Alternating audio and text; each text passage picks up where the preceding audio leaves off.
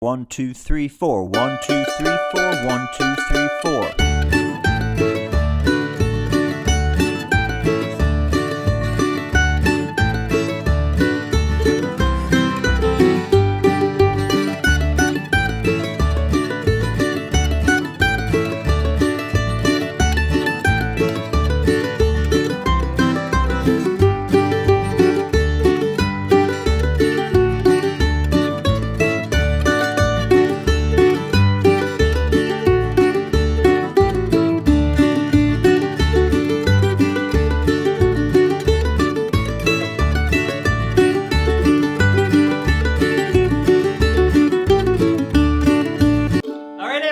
Mandolin land, Mike Hedding here, coming to you today with the old-time fiddle tune, Over the Waterfall in the key of D. This is a great song to know. You might hear it in a bluegrass jam, you might hear it in an old-time jam, an Irish jam. This is one of those songs that kind of crosses genres. It's a great old tune in the key of D.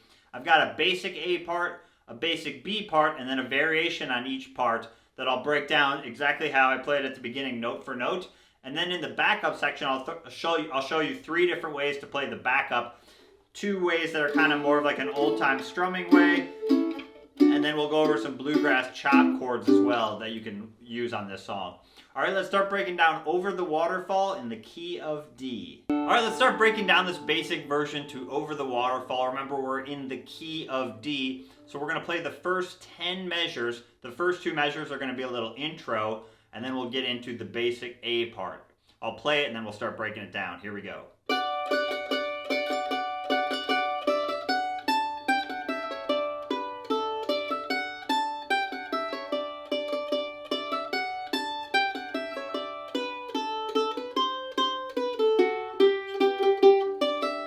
Do that a few times, a little faster, and then I'll do it really slow.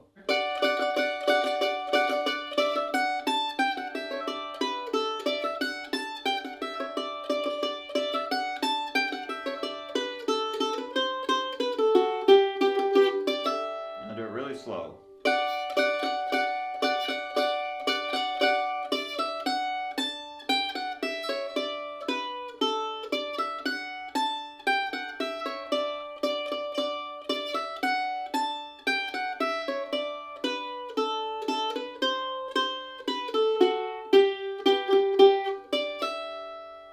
So we're going to start with a little intro, and this is kind of the equivalent of like a drummer clicking their sticks in the rock band. We're just going to set the tempo with this little picking. We're going to take our ring finger and put it on the 5th fret of the A string, and our index finger and put it on the 2nd fret of the high E string. That's like a D double stop. And we're just going to play the A and the E string at the same time, and we're going to do this picking down, down, up, down, down, up, down, up, down. The picking is really important on this one. I have the picking listed below the tab. The staple-looking symbols are the downstrokes. The V-looking symbols are the upstrokes. That's really going to help you play the timing. So we're going to go. And then we're going to play the 5th fret on the A, and then take off your index finger and play the open high E. So we have.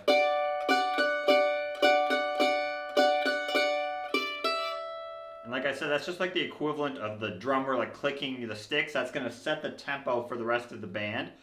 If you were in a jam session and you weren't starting the song, you wouldn't want to play that. You would want to just start with that little 5 open pickup at the very end. If you're starting the song from square one, that pickup is a very nice way to do it. And then we're going to play a little melody line. Let me play it and then I'll break it down. So we're going to kind of hover. You're going to hover your ring finger over these 5th frets, your index finger over these 2nd frets, and your middle finger is going to be between the 3rd and the 4th frets. Okay, so we're going to go, and then put your index finger back on the 2nd fret of the high E, and then move your ring finger to the 5th fret, and then a little run.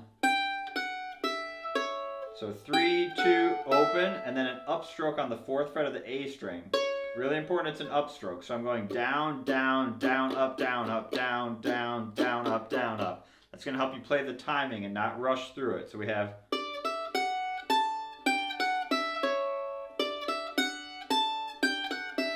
That's That's just measure 3 on its own with that little pickup.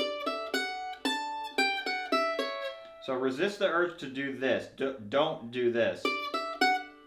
See how I'm lifting my index finger up? Because you're going to go right back to that. So keep that as your plan. So keep that finger down. And then a little run, 5 on the A string, 5th fret, and then 2nd fret, open. All downstrokes. And then we're going to pick it up and play that same melody line again. And then the 5th fret, down, down, up, down, that picking again. That's called the shuffle rhythm. That's a very common fiddle or mandolin picking rhythm or bowing rhythm. So let's play that part. We'll skip the intro and then we'll add the intro back. So we have...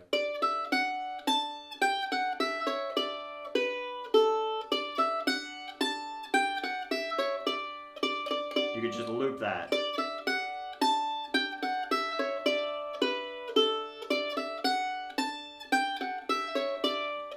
Do it really slow.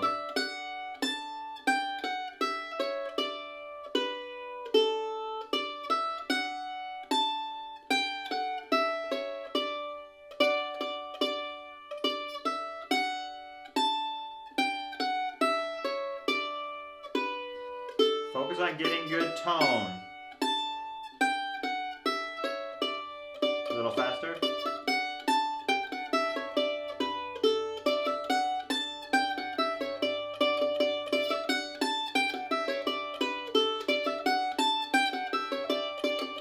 So keep your fingers hovering over those frets like I mentioned. That will really help you play faster. If your fingers are having to move a lot more and you're doing these unnecessary movements, it's really going to be hard to play the song faster. So let's add the intro and then we'll loop through those first 6 measures. Here we go.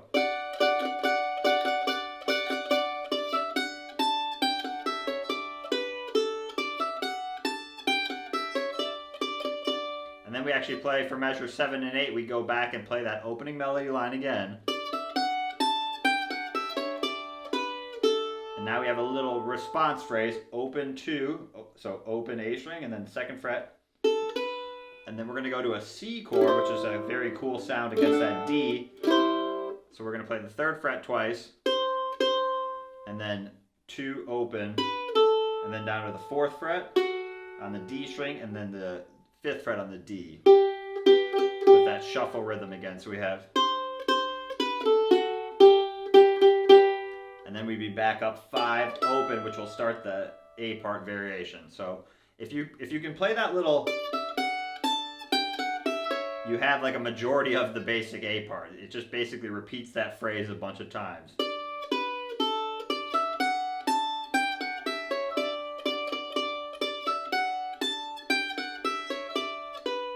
To a C, and then a G. So a couple little theory things. We won't get too much into the theory, but notice how we're modulating on the A string between that 4th fret and the 3rd fret, right? So in the opening melody line, we play the 4th fret, which is like an A chord. That note, the 4th fret's in the A chord, and that 3rd fret later on is in the C. So that gives a nice... you're playing with those different notes, and that C is kind of unexpected to the ear, which I think sounds really cool. Another song that does that is Cuckoo's Nest. There's lots of songs in the key of D that use that C chord, which is the flatted 7th chord. And in this case, we're going between the A and the C, so you're hearing that kind of, the change of that note. So just something to be kind of aware of. Maybe see if your ear can pick up on that.